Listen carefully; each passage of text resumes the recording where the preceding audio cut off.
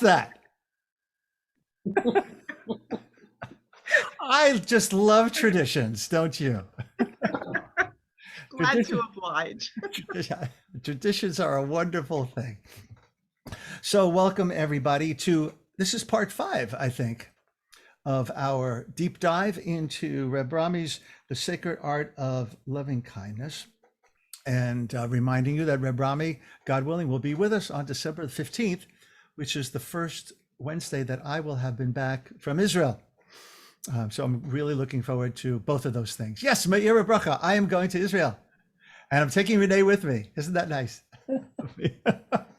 And we're going to go meet our grandchildren for the grandson for the first time. He was born January of 2020, so right before the pandemic. And we had plans to go during Pesach, which didn't happen. And our granddaughter we haven't seen in like what, 2.5, 3 years or whatever. It's crazy. But anyway, I want to start out this evening. Actually, I just want to start. Let's sing a little bit. The 13 attributes. Adonai, Adonai, El Rachum V'Chanun, Erech Apayim V'Rav Chesed V'Emet, Notzer Chesed Lalafim, Nosei Havon V'Fesha, V'Chata V'Nahakei. Adonai, Adonai, El Rachum V'Chanun, Erech Apayim, which is where we are tonight. We're on Erech Apayim, as Reb Rami unpacks as equanimity in the moment. I don't know if any of you subscribe to Richard Rohr's Daily Missive. Mary Rita does, Judy, you do, thumbs up, and Bruce Lunn. So I want to share with you, I thought it was pretty extraordinary what went out this morning, because when I read it, I went, yeah, that's what we're working on tonight. Judy, you're nodding your head. That's really... I almost sent it to you. I read it and I was like, I've got to share this with Mark before tonight. And then I got distracted and I forgot to do it. So well, luckily I didn't get distracted. Okay. Which is not the norm for me. So I'm going to share my screen with you all. And we're not going to read the entire thing, but he is borrowing from a former Buddhist nun in Thich Nhat Hanh's plum village named Kaira Jewel Lingo. And I'm going to jump actually to right around here when she says, once as a young nun. Let me make this a little bigger so you can see it. Ha! Look at that, by the magic. You know what else, Mark? Your mic is better than ever. Yes, because I now have it closer to me, Scott. That'll work. I'm now beamed up. So she says, once as a young nun, when I was practicing a classic Plum Village guided meditation, I came to the final exercise. Breathing in, I dwell in the present moment. Breathing out, I know this is a wonderful moment. Suddenly, I found myself stuck when I did this practice, questioning how we could truly affirm it was a wonderful moment with all the violence, hatred, inequality, and preventable tragedies that are happening in the present moment all over the world. I sat in the question of it. I love that, the way she phrases that. I sat in the question of it and began to see that along with all the suffering and pain, there are also many beings that are supporting others in the present moment. There are many hearts of compassion opening to relieve suffering, to care for others, to teach, to show a different way. There are people who are courageous and standing up for what they believe is right, protecting our oceans, cleaning rivers and beaches, advocating for those who are oppressed. There are those in every corner of the planet who are quietly doing the things no one else wants to do, caring for the forgotten people, places, species, and doing what needs to be done. And here, my friend, comes the kicker, Erech Apayim. When I focused on that other part of the larger picture, I was able to touch that, yes, this present moment is also a wonderful moment. I saw that suffering doesn't have to disappear in order for beauty to be there, that life is about all of these things. The reality is that there is greater terror and pain, and there's great terror and pain, and there is great love, and great wisdom. They're all here coexisting in this moment. So what a gift that was to arrive in my inbox this morning. Welcome, Carol Ann. As Judy and Mary Rita, the bells went off for you as well, saying, wow, that's exactly what we're going to be working on tonight.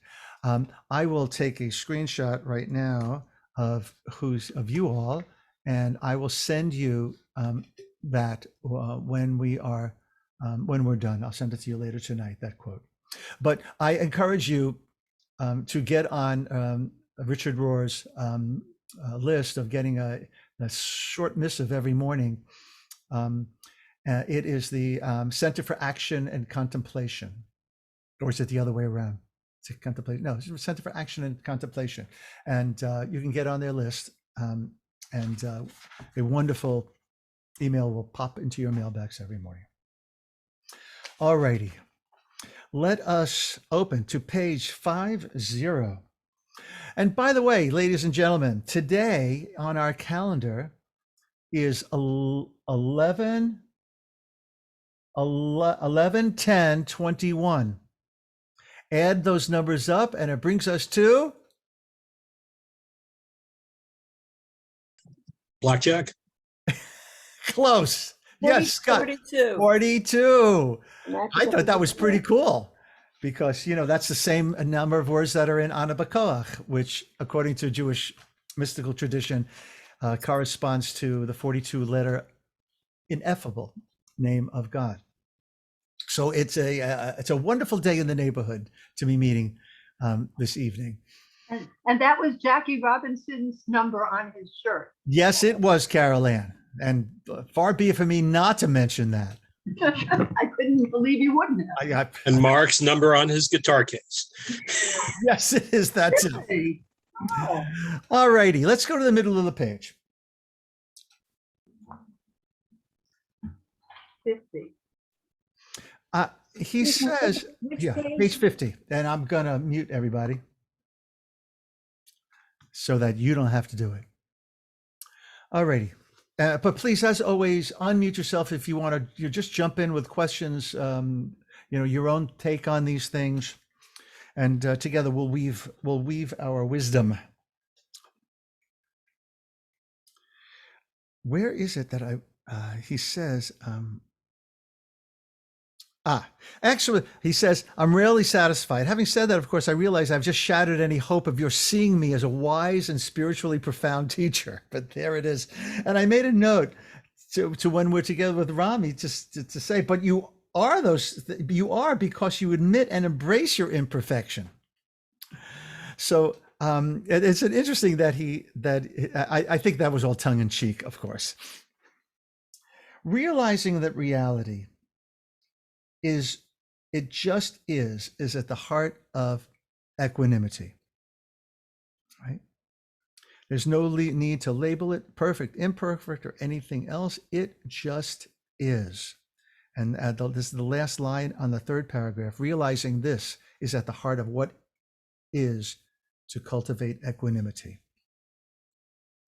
So that's where we're going tonight. And for those, if you happen to forget for any reason, Erech Apayim means long-faced in Hebrew, and is the word for equanimity, as if you allow your face to be in that asana, in that place of letting go, and where your face would go be that way.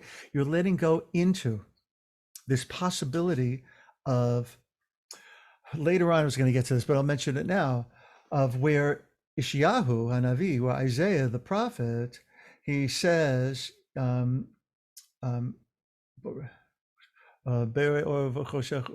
shalom overei et ha.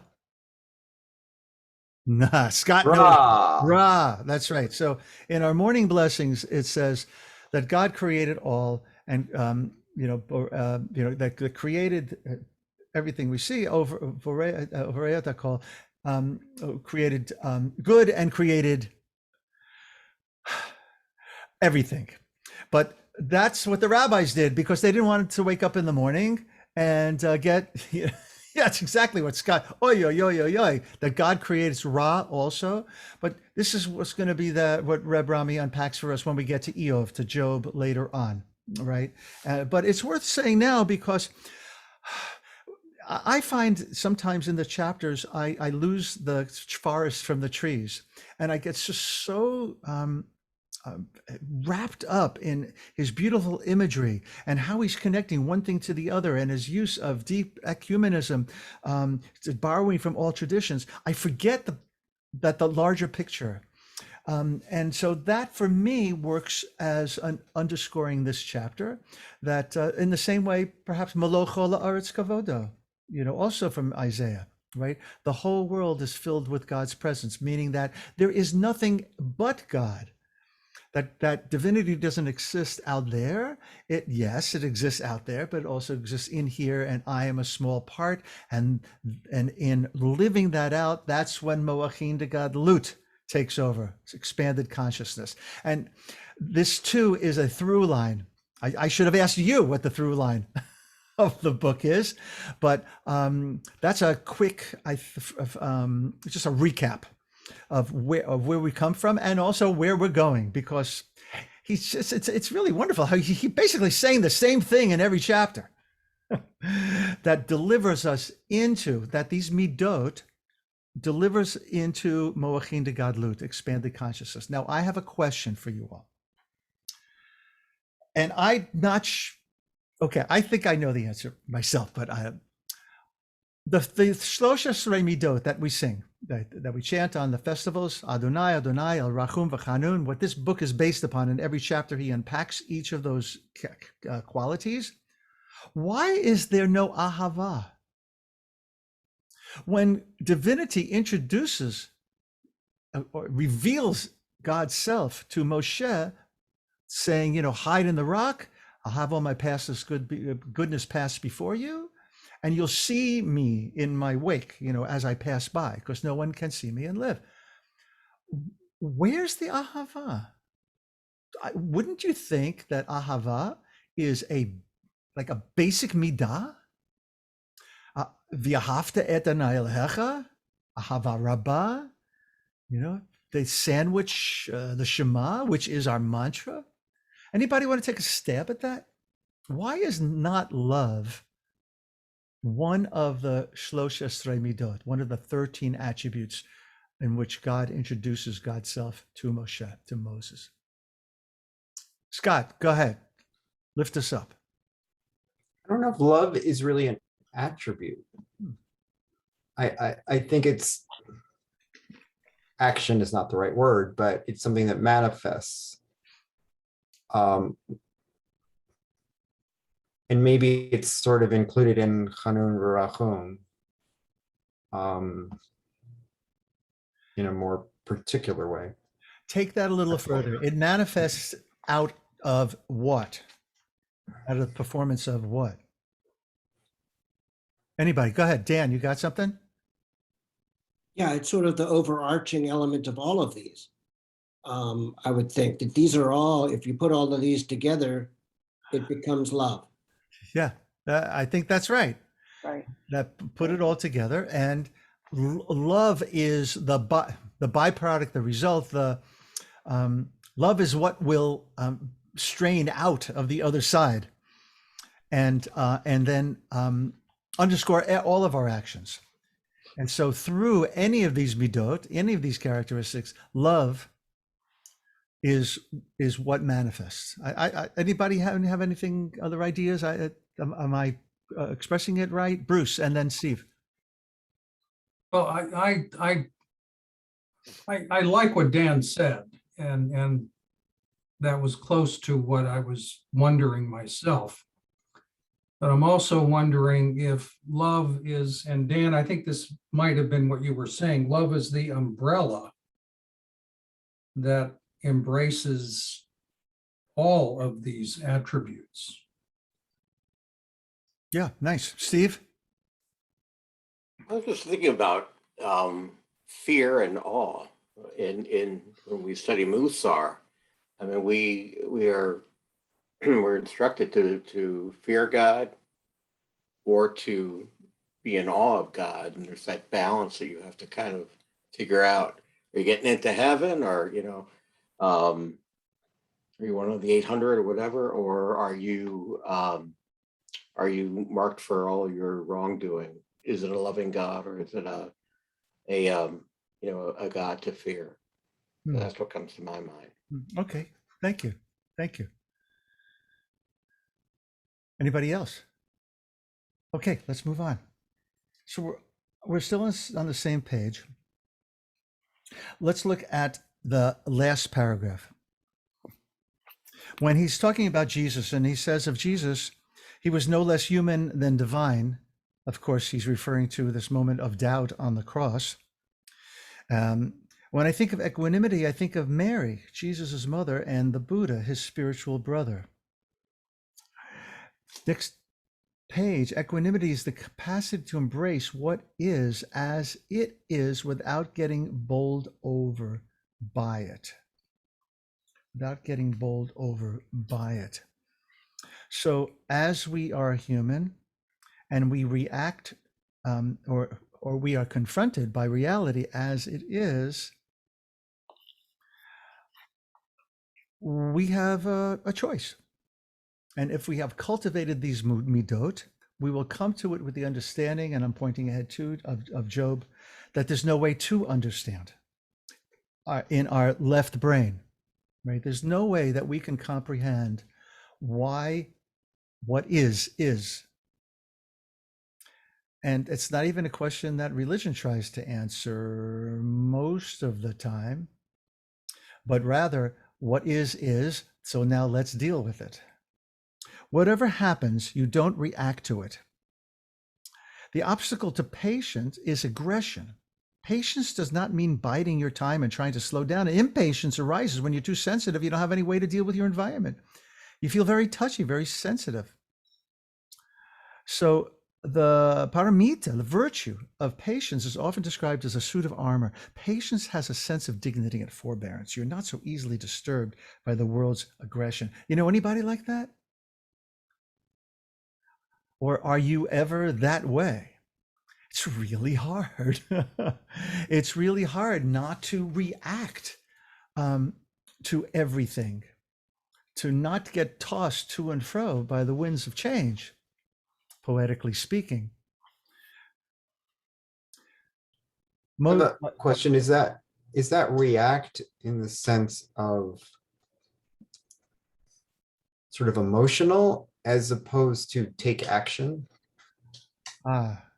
Well, I think later in the chapter he talks about that patience doesn't mean inaction, right? It doesn't mean not standing up for justice, but all arises from this place of equanimity where you could hold both, and it's not about not reverting. I'm not sure of the word I'm looking for. It's not like being the guru on the top of the mountain and sitting there 24/7, right?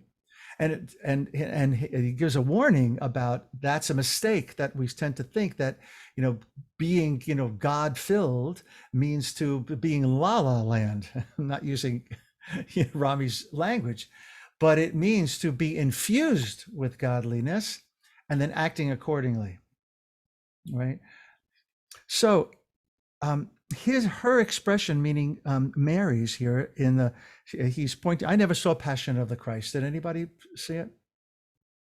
That came out, I think, as my Mel Gibson boycott was already in action. Her expression seems to exist in a larger sea of calm that is healing even in its grief. Even this suffering is all right. It too is reality, right? So going to the bottom of the page, the Hebrew for equanimity is Erech Apayim, literally, as I said before, long-faced, right? Erech meaning long, Payim like a punam, right? There is a softening around the eyes and jaw, continuing on 52, and a lengthening of the face that comes with the calm of this practice. Maybe some of you find, and if anybody has any thoughts about this, when you're in the middle of a meditation and all of a sudden your consciousness that you're meditating takes over, and you kind of can feel that your face, your whole body actually has let go, and that your whole body is, in a way, it's long, extended. Anybody have that experience, especially in the face? Bruce, yeah, and Steve, and Deborah, a number of us, and this is something larger, allows her to be true to the moment without being trapped in the moment. So she knows what's going on. This is what it is. It's happening. This is the place where all polarities merge. Right? Bruce. The Pietà by Michelangelo. Yeah. In Rome. When you look at Mary's face as she holds her adult son who has died, in my mind, what I see in Mary's face is almost what we're talking about here, in terms of there is a wisdom and a segregation, if you will, but also she is right there expressing her sorrow, but also maintaining her wisdom. So there is, for me anyway, when I see her face, I see that balance. Nice. And I'm wondering whether she's a mother. She just lost her son. So she's in the middle of grief, and yet somehow it's not that she sees the big picture, she embodies the big picture. Right? Does that make sense? That she is in that sea, and it's swimming through her. And that's a place where no questions. Remember where we're going to at the end, he talks about the only answer to this is silence. Right? The only response to that moment for her is silence. Bottom of the page, 52. That to me is the key to equanimity, engaging the moment and moving on. It is not about suffering and silence, but about accepting reality as it is each moment. And without such acceptance, engaging that moment with loving kindness is impossible. So there again, as we talked about before, all the midot leads to love, leads to loving kindness. It's through them. They're kind of like portals, the gateway. Jay. But for me, that sounds like an extension of kind of the sacred listening we've been talking about, but with all of your senses and all of your soul, and just to be present completely to what is in that moment.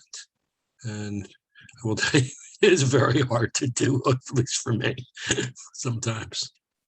Yeah, absolutely. And actually, you lead me to a question that I wrote for Rami. What if the suffering is overwhelming? I mean, that's my question. How do us mere mortals practice this? What is the spiritual practice that can cultivate what we're going to need when we get there, right? Ad boenu shama, right? Remember that's one of my favorite lines in all of Torah, is when Moshe says to the Pharaoh, and the Pharaoh says, "What? You want to take what out to the desert for 3 days?" Moshe basically says, "I want to take everything, all of our animals, our kids, our women." And Moshe says, "Anachnu lo neda ma na'avod et Hashem ad boenu shama," because we're not going to know what we're going to need till we get there, right? We're not going to know. But I think we all know that all of these kinds of moments, they're going to come, and they have already come, and we've moved through them. And maybe that's instructive, how you moved through them before.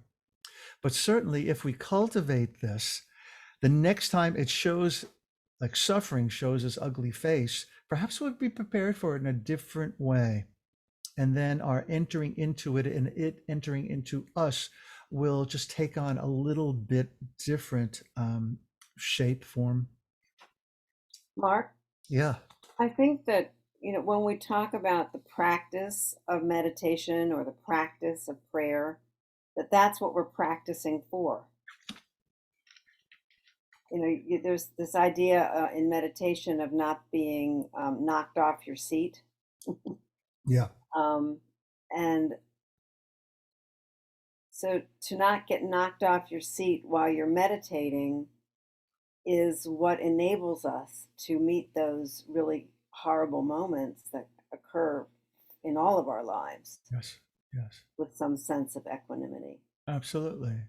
And when you say that, I think that we don't meditate to become better meditators. Right. No. We're practicing for life. Right. Exactly. and remember, let's all remember that if meditation is not your thing, there's 100, or there's a lot of ways. And last week, Bruce pulled out all his Thich Nhat Hanh books, How to Walk. All right. If I would write a small book, it would be How to Wash Dishes. Whatever it is that we're doing, if we come to it with intention to be more fully in the moment, right? Middle of page 53. If you focus, let's go. Real loving kindness. Real loving kindness is directed toward the person as she is. The image of God often distorted by the fearful furies of narrow mind. If you focus on the fury of narrow mind, you'll get trapped in the chaos of the moment. But if you can allow the chaos to be chaos and open to that, along with the deep calm and loving image of God that the other also is, then you will find equanimity, and with it, the capacity to engage the other with loving kindness. I tell you, this is really hard with my brother. I don't know how many of you have difficult relationships with family members, but for me, this is most difficult to practice with those who are closest to us, right? And I think part of it is because we see them, there's just so much water under the bridge, and we see them and we can't let go of who they've been up to now. And why should we? Because we can get further hurt if we don't protect ourselves. But on the other hand, by doing so, we don't allow them to live in us, to see them in the growth that they might have possibly gone through. And that's where narrow mind takes over. And here we go. Into Job. So I love this. This is maybe my favorite section of the whole book. I referred to Job earlier, but let's take a closer look. All right. Would somebody read the last paragraph on 53? We're going to take this one paragraph at a time, and we're going to read a lot of this because I think it's really important to not just unpack it, but also to inspire you all to go back and read the book of Job with some commentary with this, through this lens, right? Because when I studied Job, it was through this partially. It was actually, was it part of my Hashpa'ah program? Meir Bracha. Didn't study this with Rabbi Leila Gal-Berner. I studied it. She's a wonderful, wonderful teacher. But I thought maybe, but it wasn't. Okay, so somebody read. I referred to Job earlier. Let's take a closer look. Somebody read that paragraph, please. Job was a righteous man, caught up in the drama of uncertainty plaguing an all too human God. The story opens with Satan, heaven's prosecuting attorney, returning to heaven from a fact-finding mission on earth. Satan, which means adversary in Hebrew, reports to God, who asks Satan if he has seen Job. God extols Job's virtues and takes great pride in Job's love of God. Okay, that's the setup. Satan sets God up, right, for what will now transpire through the rest of the book of Job. God takes the bet. Right. This is like the first Las Vegas moment in all of Torah. All right. So now, and this is hard Torah. Satan sensing a weakness in God. Somebody continue.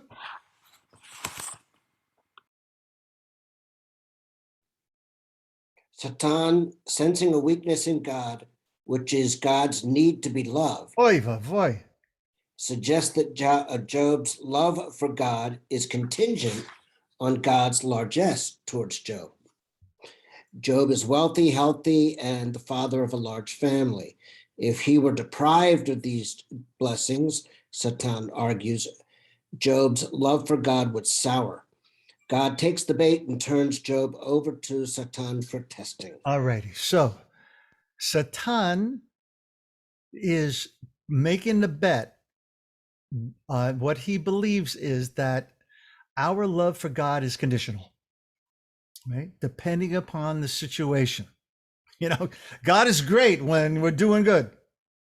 Although we also know that people turn to God more often when things get rough, all right? History has told us. I just want to point out in the first paragraph, the word uncertainty, the drama of uncertainty. And if you haven't yet bought and read Estelle Frankel's book, The Wisdom of Uncertainty, you should have that on your bookshelf. Estelle is my mashpia. She's my spiritual director, and she's just a magnificent human being. And that book is not deeply ecumenical like as this one is, but it draws heavily on Jewish, sacred texts and those sources, and it's worth the read. Alrighty, continuing. Always eager. Someone read from there. We're on 54, first main full paragraph. Always eager to reveal the underbelly of gods and humans, Satan kills off Job's children, destroys him financially, and plagues him with boils until Job is reduced to sitting amid the ruins of his life, scratching his oozing sores. His life is so miserable that his wife urges him to curse God and die. Job refuses. Shall we not accept the good and the bad from God? Okay. So what did we last Shabbat morning, for those of you who were there, what was one of the breakthrough room prompts? Anybody remember? It was a Mishnah. Deborah. It's not working. Yeah, you're unmuted. I hear you. You just, there you go. Okay. About a bad experience that you may have had. Is that the prompt? Something that you wouldn't have chosen? The Mishnah. What was the Mishnah? Is that we are obligated to do what? Bless God for bad things that happen to us as well as. Right, exactly. See, I finally remembered. Which is where I went into the baseball metaphor, like a Jewish baseball player, when he strikes out, he should be pointing up to heaven and thanking God for that too, right? All right. So that Mishnah is going to come directly from here, from Eov, right? Shall we not accept the good and the bad from God? They learned that. The writers of the rabbis of the Mishnah, they learned that from Eov. All right. So let's pause here for a moment. Is Job displaying patience or equanimity? And Rami votes for the latter. If it were patience, he would have answered his wife by saying, it is not for us to judge what God does. Let's wait and see what is to come. But yet he does judge that there is good and there is bad. But knowing this, he does not ascribe the one to God and the other to another. Job knows that God, to be God, must embrace and transcend all opposites. What is the danger? What's the danger of saying that God is all good and nothing nothing else?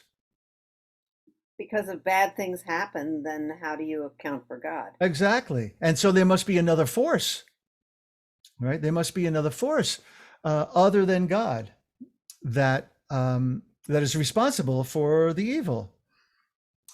Bruce, can you shed any light on this from Christian thought in 1 minute or less? And I know there's no general across all of denominations about this, or actually maybe I'm wondering out loud if there is. I think there is there has been a strain through Christianity when you hear a lot the phrase, he or she has the patience of Job. And which I'm sure I probably ascribed to, earlier on in my day, but. So actually I'm pointing to something different. I'm talking, what do people mean when they say the devil maybe do it? Well, I think that none of us wants to really believe that God is the author of good and bad, but only of the good. Mhm. And I think Rami says something about that. He does. Yes. Yes, he does. So God must be, and here's the line that Scott lifted up before, the creator of light and dark, good and evil, right? Tov and Ra. And by the way, I don't think anybody knows what wheel means, W-E-A-L, which is how that's often a translation in Siddur, that God creates good and creates wheel. That's a not wheel of fortune, though. All righty. A God limited to light, goodness, and justice is not the God of Job. Job's God is the infinite that manifests all finite reality, the one who transcends all ideas about God, no matter how ancient or sacred. Next paragraph, somebody, hearing of his plight. I told you, we're going to go through all of the Job story because I think it's worth it because it really drives home this whole chapter. Somebody? Hearing of his plight, Job's friends come to comfort him. In fact, however, they come to comfort themselves by making sense of Job's suffering. If a righteous man can suffer, then God is capricious or morally bankrupt. Neither proposition supports their belief in a just God who rewards the good and punishes the wicked. So rather than comfort Job, they try to get him to admit that his righteousness is a facade and that he is at last getting his just reward. In other words, there must have been something you did. Or with friends like that. That would be a good musical for Job. That's the title of it. Mayor Bruck, I saw you had your reading hand up. Do you mind picking up? Not right there, but if we go to the top of page 55, in the first paragraph at the end, I'm going to read the last line and then pick up on Job will have none of us. There is no end to people who protect their God from the terror of truth by blaming the victim for the ravages of reality. There must have been something that you did to deserve this. Job will have none of this. He refuses to admit to crimes he has not committed, and he refuses to condemn God. This is not patience, but expansiveness. This is true equanimity. Job knows that God is bigger than our theologies. Job is anything but patient in the sense of quietly enduring his plight.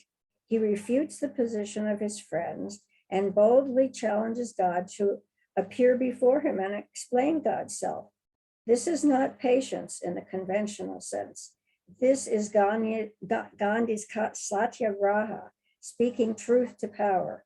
Job won't curse God or give in to anger, but neither will he resign himself to injustice. Mm-hmm.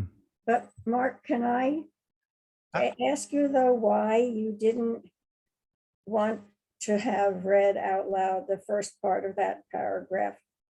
Which part? The first part of the page? Orthodox rabbis blame the Jews. Brevity? Is there something in there that you want to lift up? It's fine. It's a horrible thing. It is a horrible thing. That's right. I just thought the end of the paragraph kind of like covered it, but if you feel it's that we should hear it tonight, by all means, read it. I have heard Orthodox rabbis blame the Jews for the Holocaust, claiming that if the Jews of Europe had not abandoned God, God would not have abandoned them. I have heard fundamental... Blame the victim, right? Pardon? Blame the victim. Yeah. I have heard fundamentalist Christian ministers blame Americans for the horror of 9/11. If we had only been tougher on gays and lesbians, God would have kept the terrorists at bay. I have heard Muslim clerics blame the victims of the tsunami, claiming that the people's lack of righteousness invited the divine punishment of Allah. Okay, I think that's enough. Well, that's why I didn't read it. But maybe this is the answer, to how not to be a spiritual leader, right? Yeah. Of any kind. It's really blaming the victim. Mm-hmm. All right. And I love when he says that Job knows that God is bigger than our theologies. It just can't fit into our pre-understandings of what God is. Once we give Mark? that up to the uncertainty of if we are more honest and say, I don't know, but I'm going to engage with it. Go ahead, Dan. Mark, Oh, sorry. this is Judy. Can I speak? Yeah, absolutely. So I think it's the idea here is more than the blame the victim piece. It also feeds into the sort of Santa Claus God, right? That that there's a God there that will reward good and punish evil, and that we can pray for good things and good things will happen. But then so it's such a, I was going to say a dangerous idea. I don't know if I really mean that, but it's No, I think that's right. And that's what I said before. There's danger in that theology. right. Yeah. So I'll call it a dangerous idea. So I think it's more than, I think what's behind this is more than blame the victim. I think it feeds into that idea of, what we call the Santa Claus God. Absolutely. You got me to thinking. I never thought of this before. He knows when you've been bad or good. Does that? Good, for goodness sake, right? You better watch out. Yes, but if you're bad, what is Santa Claus going to do? Right. Withhold. He's going to bring you charcoal. There's actually an answer to that, right? There you go, coals. You're going to get charcoal in your stocking, right? There you go. There you go. Dan. So my question is, and yet Job is asking God for an explanation, or demanding an explanation, implying that there is a reason, and Job just doesn't understand it. I guess I don't know. It's a little confusing to me. I guess with equanimity, he's not thinking that this is reward or punishment, but he still wants an explanation for it. There's got to be some meaning behind it. You ding, ding, ding, you hit the M word. Yes, there has to be some meaning to our suffering. And I didn't we cover that when we first started our journey? Viktor Frankl, the whole book, his treatise rests on that our suffering, unless it has meaning, is insufferable. It is only suffering. But that's where we find God, and that's where we find each other as well. Somebody has their hand out. Linda Landis. That's funny because my Rabbi Mark can't say just Linda anymore. So every time he addresses me, he says my whole name. I think that's hilarious. You're such that's really funny. I'm struggling with how to phrase the question. When you go through a difficult experience and you get swept up in the turmoil, does equanimity become part of your, like, hindsight is 2020 experience of it down the road? The way we're saying that there's meaning in suffering, or you ask yourself, like, this was so difficult, and at some point in time, do you reach a place that can be called equanimity, where you're just sitting in the middle of total acceptance to say, this is what happened? Because we're talking about living it while it's going on, and I'm asking about living it afterwards, when just trying to reach a place. Okay. Interesting. I hope my answer, does anybody want to take a stab at that? So what comes to mind is in the High Holiday Liturgy, where we first daven Malchuyot and then Zichronot and Shofarot. So why do we daven Malchuyot first before Zichronot, the section on God's kingship, and then on remembering?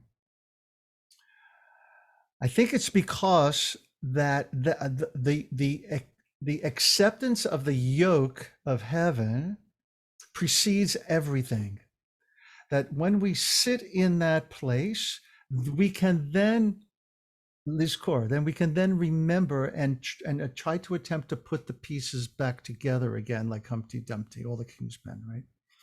So as we recall, within that larger framework, life takes on meaning. It's very difficult, and maybe we've used this word a number of times, that it's dangerous to try to make meaning out of one's suffering when you're in the middle of it. Would anybody agree with that?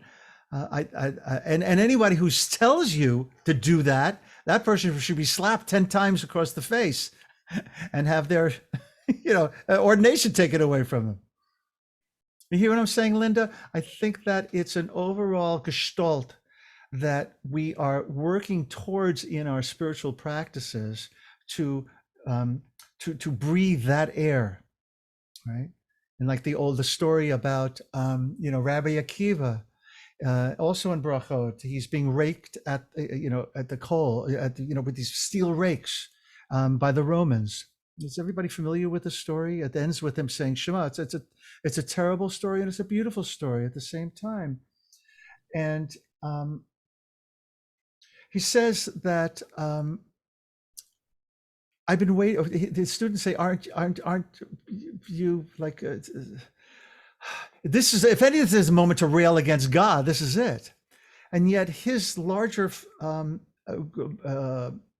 consciousness, expanded consciousness, says, no, I've been waiting my entire life, to say the Shema, right? And really mean it.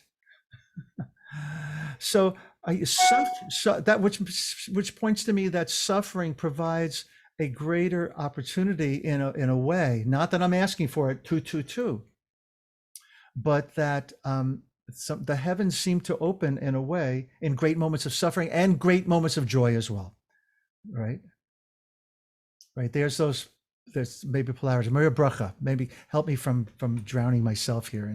I wanted to answer Linda's question in a more practical way. Please. I think that with the help of spiritual direction or counseling, one can perhaps come to equanimity after something terrible happens.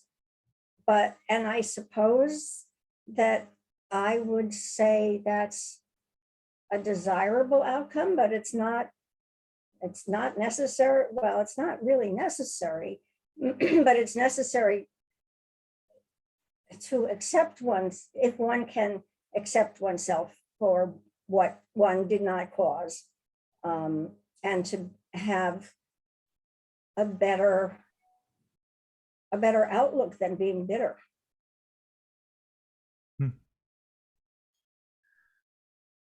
Dan, one more, and then we'll move on.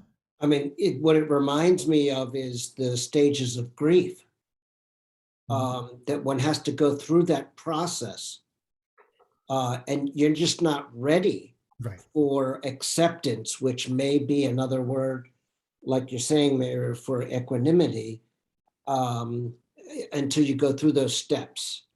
And that's just a thought that I came up with. Yeah, no, yeah, absolutely right. We're not thinking about Erech Apayim while we're suffering, going through grief. Thank I want you. to say something about grief.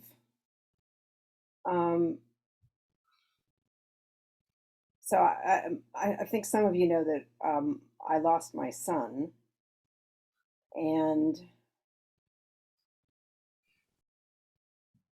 that's something that is never going to be made right. That's something that acceptance is not the right word. It's something that I carry with me as part of who I am. And so there's a kind of equanimity, I think, in that. But it's not acceptance. It just becomes part of who you are. David Kessler, who teaches a lot about grief now, talks about that what is the final stage is not acceptance, but that within us we reach some sense of meaning, and I think that's something that brings us the equanimity. And I think, like, for me, the very end of the book of Job, and basically the dialogue that goes on, or maybe not the dialogue because God does most of the talking, is so powerful because it helps to open up Job's heart and mind to and getting to a sense of understanding and meaning. And I think that is what brings can bring that kind of expansiveness that we're talking about, rather than caught in a narrower place. Yeah, thank you, Mary Rita. Is David Kessler the one who added another stage to Elizabeth Kubler-Ross's Yes, list? yes, Okay. yeah. So what I think, if I'm not mistaken, he calls it integration. That only time gives us the ability to integrate the grief that was and still lives in, but the time also allows us to lift up and in the gratitude for having experienced that human being, in this case of your loss, Judy, which you can't do at the time that you're overwhelmed with the grief. It's just not part of the grief, the process, like someone just said, for sure. Thank you for sharing that, Judy.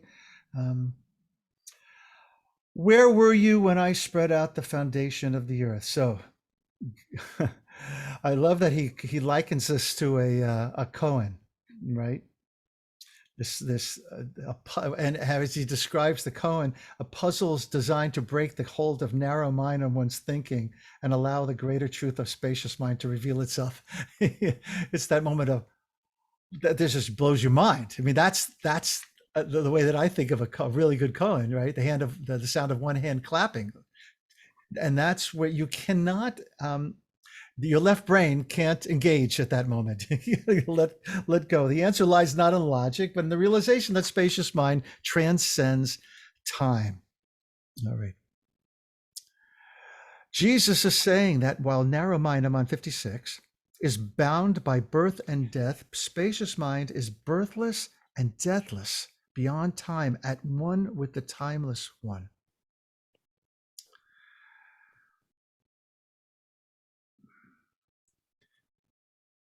This is what God wants Job, and through Job, you and me, to realize. Can I just offer a comment? Please, of course, Bruce. What you just read, Jesus made the same point when he said, before Abraham was, I am. Mm-hmm. I like the way Rami explains this in a very non-Christian, thankfully, in a very non-Christian way, because Rami ties in Jesus. Well, earlier he calls Buddha his brother, which I think is just a beautiful thing, and which is why I am a heretic as a Christian preacher, because that really puts it in this expansiveness, in this expansive mind, as opposed to narrow mind. And unfortunately, so much of Christianity is locked into this narrow mind. So yes, that's all I want. Thank you, Bruce. I'm going to skip ahead. Well, actually, we are set adrift on a sea of uncertainty. This is the beginning of spiritual awakening at the end of that paragraph there in the middle of 56. There again is his use of the word uncertainty. And how many of us are comfortable in uncertainty? How many of us find the wisdom to be gleaned from saying, I don't know? You know, we've too much upbringing, too much has been drummed into us that we have to know. If we don't have an answer, for ourselves, then, well, I know people that even when they don't know, they think they know, and they spend all their time, talking so that how much they know. But basically, the opposite happens. Middle of page 57. This is the message of the book of Job. God, reality. Tao isn't one thing or another. It's everything and nothing at the same time. So wrap our heads around that, right? What's the place where, this is what we're saying. Bayom hahu yihiyeh Adonai echad u'shemo echad. At the end of Aleinu, right? At the end of Aleinu, we are yearning for that day. That we will accept this the yoke of God's kingship. But what Rami would say is that we live in this expansiveness in which God is the foundation, is the ground of all being, rather than an entity somewhere, right? And then we live in that, right? We swim in that. And Job sees through the possible dualism on the bottom of page 57, right? The dualism is a trap in that it denies the holiness of the transient. Job sees through this dualism saying, in my flesh, I see God. Or through my, sometimes it's translated as through my flesh, I see God, right? So this is not separating flesh and spirit. This is the way we engage with spirit, because we are made of flesh and blood, right? I got blown. The first time I read this book, I had no idea this quote at the bottom of 57, the Hasidic Choban Rebbe, right? Basically saying the same thing that Jesus says by holding up a piece of matzah when Jesus says, "This is my body." This Rebbe, and I never looked up any of his writing, but maybe I have to do it after tonight, right? Holding up a slice of black bread before his Hasidim and saying, "You want to see God here? Here is God." The first time I read that, I went, whoa. God is no other than the world, just greater than the world, right?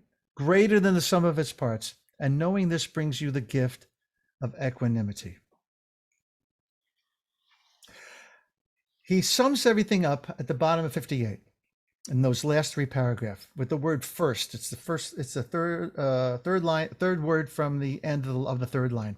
First, do not imagine that what befalls you for good or for ill has anything to do with you at all. You do not get what you deserve. You simply get what you get. This is not picking up the treasures strewn around the entrance halls, right? That's the first thing. So beware of allowing our own stories to spin out of control. And we are the central character in our own stories, and holding on to that for dear life. There's danger in that. Second, oh, that's what he's about to say. I forgot. Don't get trapped in a story about why things happen.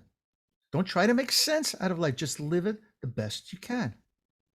Third, God is in your own flesh.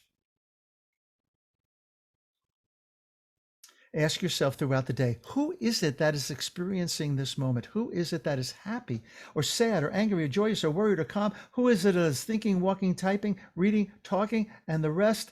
Asking who is this is the equivalent of God questioning Job. Because, when you ask that question, who is this, then your mind flips.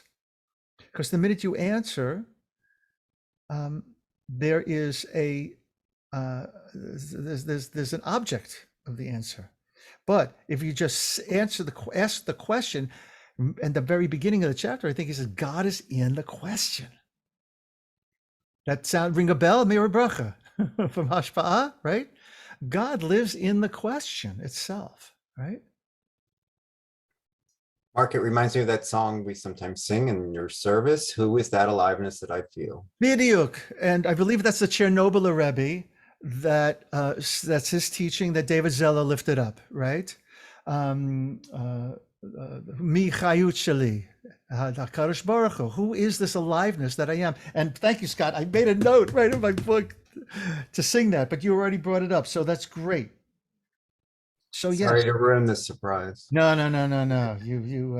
You confirmed my my impulse. Wonderful.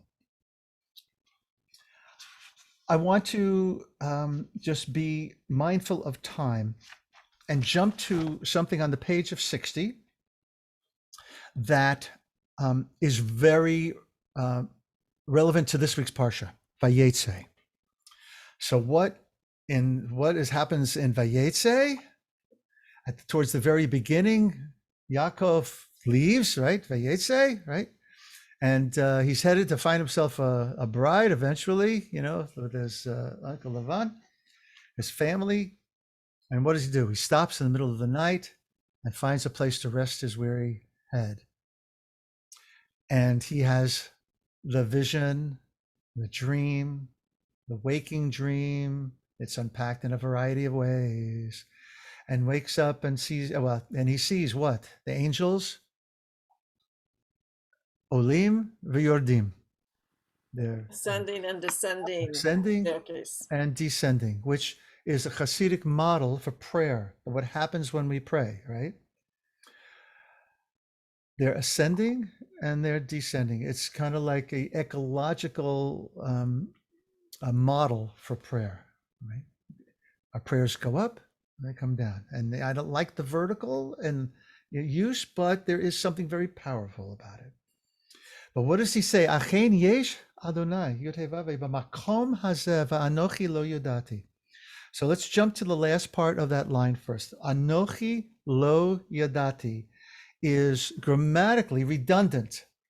Somebody who is familiar with the Hebrew, why is Anochi lo yadati redundant? Because Yadati means I knew, and Anochi is I, so it's I knew, or I didn't know. Exactly. So it's basically redundant because it says, and I did not know. By the way, the fabulous book, I'm sure it's on many of your bookshelves, is Rabbi Lawrence Kushner's God Was in This Place, and I did not know. This is the part, this is the week to read it, to get it out, right? And he unpacks it through a variety of different commentators, including Hasidic, which this is where Reb Rami's coming from, of course. When that language very well could be saying, Anochi, my little I, right? I'm not this I, but my little I did not know, right? My ego did not know. My ego, which lives in Moachin Dekatnut, in narrow mind, did not know, wasn't aware, wasn't awake, right? He awakens to that truth. Achen, yesh Hashem b'makom hazeh anochi lo yadati. So this is where I'm going here. If you look at the last paragraph on page 60. Spacious mind, pure awareness. It is what the ancient rabbis called hamakom. And remember that hamakom is one of the names for God in our tradition. And what does he say? How does he unpack hamakom? The place in which the world happens, right? The place in which the world happens, right? Divinity is the place in which the world happens, and some. It's that which surrounds and fills all creation. It's like our teachers, have come up with like so many different ways of describing this, but really, when it comes down to it, it's something we can only get by experiencing it, even if just for a moment. And if you can do it during the Shema, right? When we, especially in our community, when we extend, each word, just to give us some time to breathe and to allow the expandedness of the expansion of the mantra to take us to that place of echad, where everything merges, right? And then you hit the dalit of echad, and it takes, I think Reb Elliot, why am I forgetting Reb Elliot's last name? Thank you. Ginsburg. Ginsburg. Ranky. I went to class with Reb Elliot. It's that Dalet, when you hit that Dalet, which of course is the number 4, it's kind of like taking the elevator down really quickly through the 4 worlds to the Dalet Echad.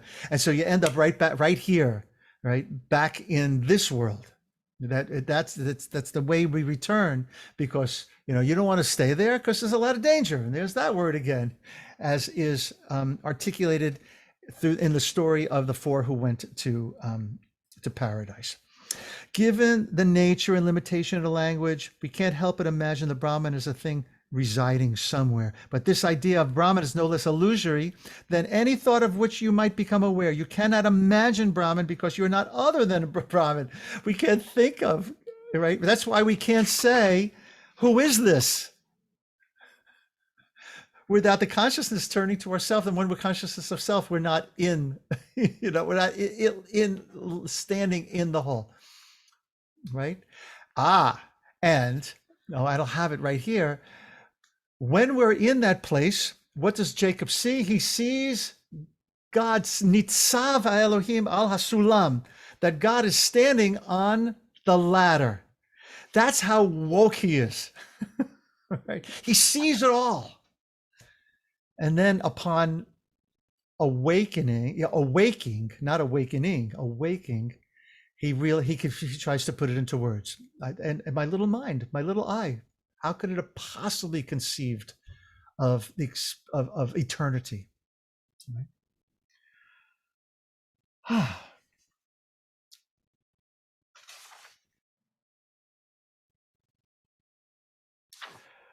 One last thing. Page 61, the next last paragraph. When he says you are already Brahman, it means, we already know everything we need to know. It's like the beginning of, Misilat Yesharim, the book of the Musar classic, right? Where he says, I'm not telling you anything you don't know, right? So Rami's basically repeating that is that we already know. It's embedded in us. Spacious mind is not something you lack. It is the ground in which narrow mind operates. Just look for yourself and see the truth. Who is it that is reading these words right now? Just inquire. And who is inquiring? Do you sense the spaciousness behind the narrow you? And who is sensing that?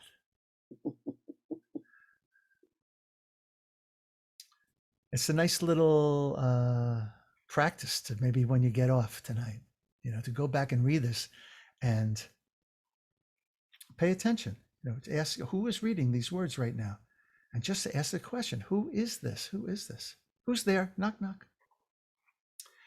There is no answer to self-inquiry. That is to say, you cannot point to spacious mind and say, there it is. That's the real me.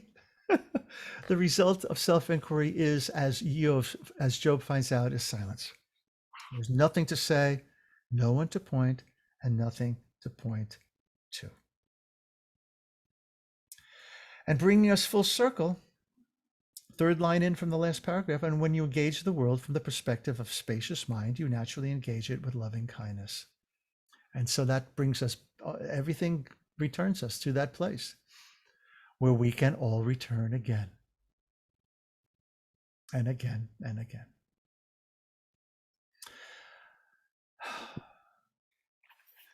My friends, and so another beautiful day of wrestling with this. I don't know about you, but I always feel energized when we're done with each of these chapters, and now looking forward to next week as well. So keep in mind that next week will be the last week until the 15th of December, when Reb Rami will be with us. So we will finish the book after Reb Rami meets with us, as was his suggestion. Okay. Any questions or any thoughts to send us on our way this evening?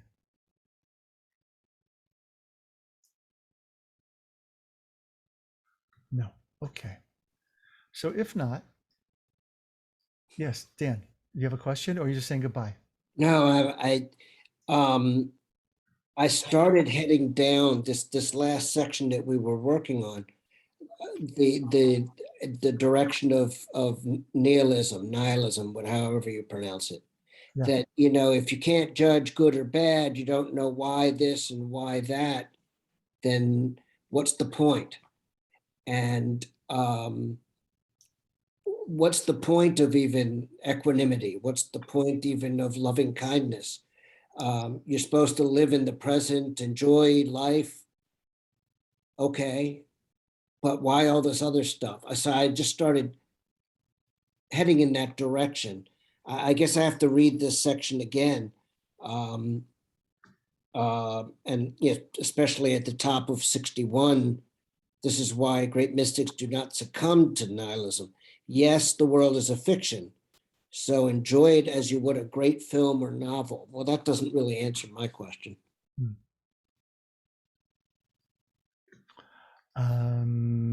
Yeah. That's all I have to say about that. Yeah. Sorry about that. Give me just a second. I'm looking for something.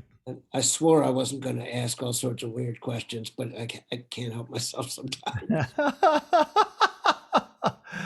That is totally fine. So I'm actually looking for something that I want to end with today. So like I said, this Friday night, I'm going to be leading for B'nai Or in Boston. And I'm going to end with this. Some of you might remember late 70s, early 80s, Christine Williamson, a feminist songwriter, a beautiful songwriter. And this for me is kind of like a Hashkivenu for us tonight.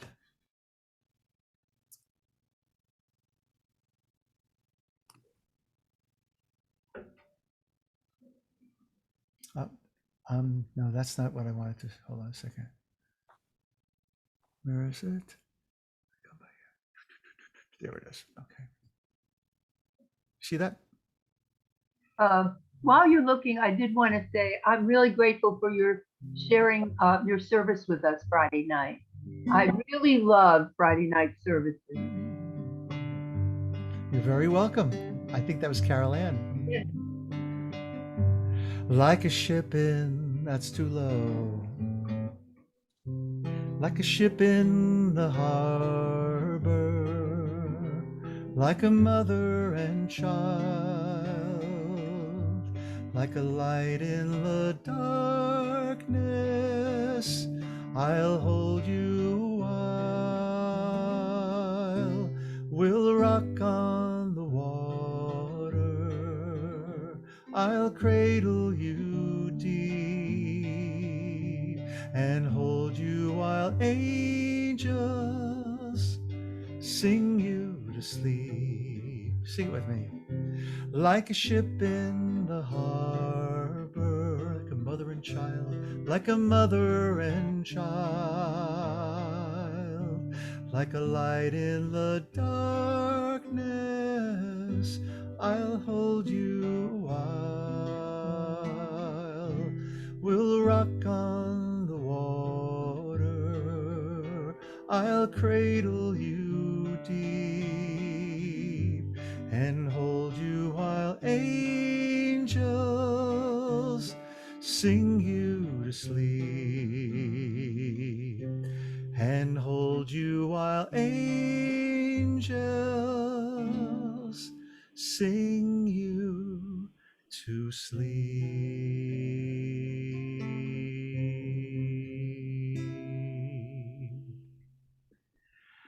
As John and Paul would say, good night, everybody. Thank you, Mark. You're welcome. Thank you all. Thank you. You passed the audition. Thank you. Good night, everyone. Good night. Good night. Night, Lila Tov. Night. Lila Tov.